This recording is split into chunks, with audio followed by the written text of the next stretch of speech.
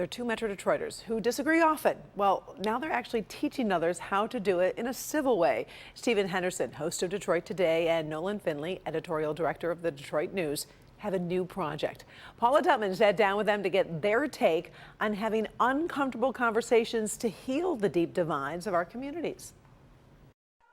Start with the basics. Journalists Stephen Henderson and Nolan Finley appear to pride themselves on disagreeing about the basics, but they do agree on some key hot topics. The last election was a free and fair election. Yes or no?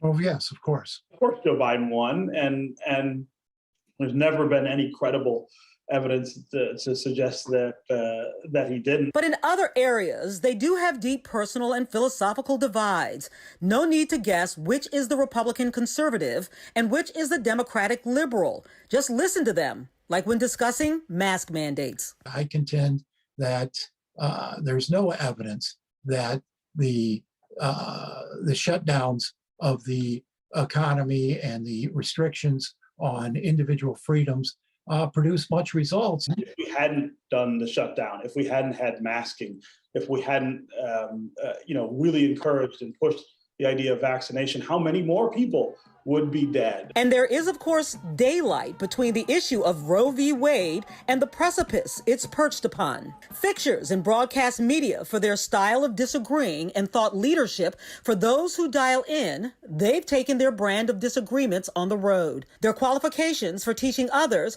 how to disagree with civility. They like one another, despite their differences, and like to communicate with one another because of those differences. That's our effort to bring civil discussions to the issues that are dividing us in this country, to get people to set aside their anger and their hate and talk to each other. The two have a sponsorship to teach workshops on civility in these decidedly uncivil times in so many ways. You want me to go ahead this time, Steve? I know you went first the last time. Because the workshops are sponsored, they are free.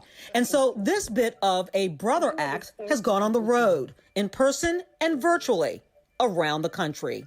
Every interaction about something you disagree with doesn't have to be about winners or losers. It doesn't have to be about showing somebody up or making someone look stupid.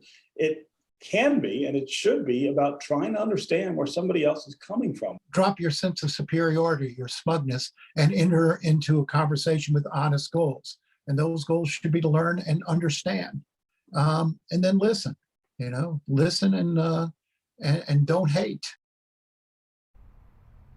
Okay, so let's bring it back down here on the street level. The whole idea is to get people interested in getting rid of the feelings of hate and learning to listen, not necessarily changing minds, but learning to listen. Again, I want to reiterate that because of that sponsorship, they are compensated for these workshops, but that makes them free for schools, banks, community groups, friend groups, anybody who wants to start the conversation and be navigated to listening instead of going to your own corner, Karen. I like what Nolan said, conversation about honest goals, trying to learn something from each other, not necessarily slam each other for their personal characteristics.